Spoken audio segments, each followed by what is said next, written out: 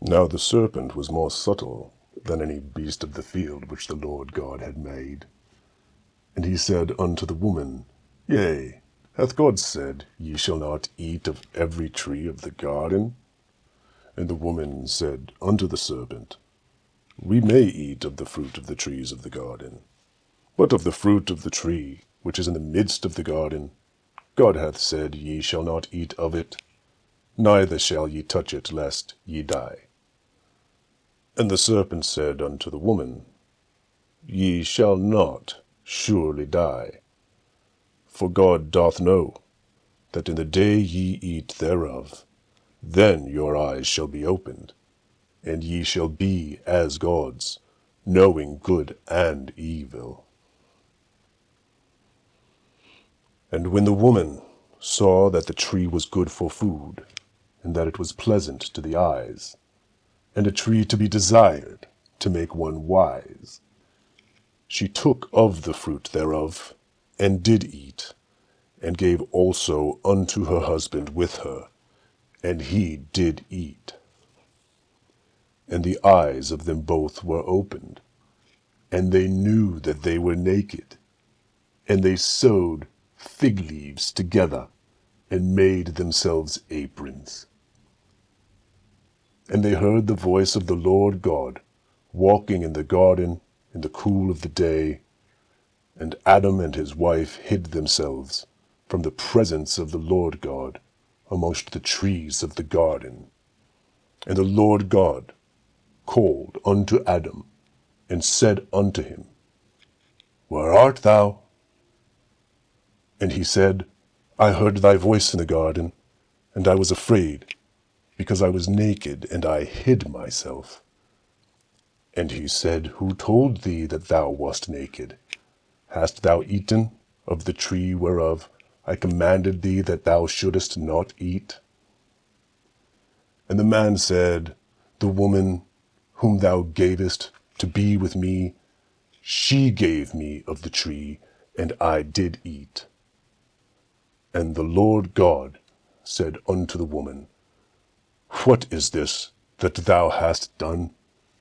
And the woman said, The serpent beguiled me, and I did eat.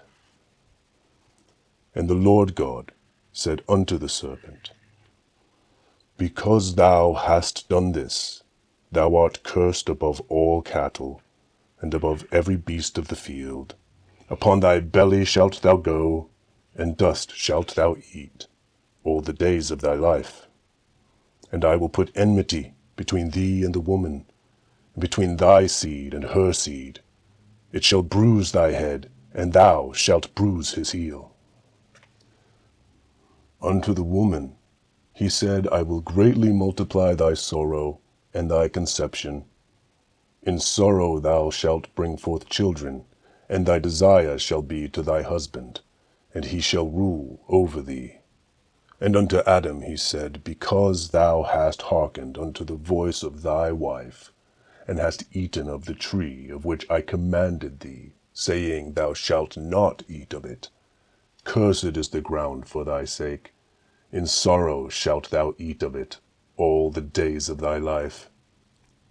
Thorns also and thistles shall it bring forth to thee, and thou shalt eat the herb of the field.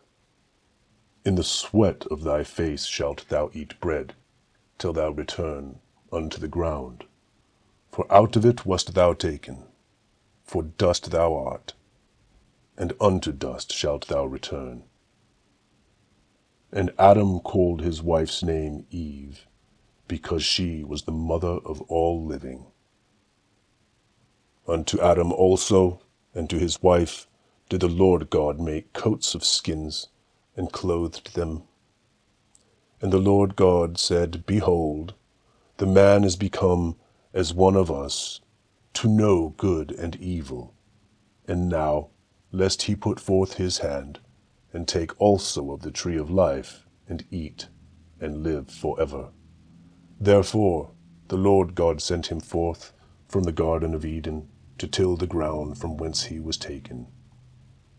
So he drove out the man, and he placed at the east of the Garden of Eden cherubims and a flaming sword which turned every way, to keep the way of the tree of life.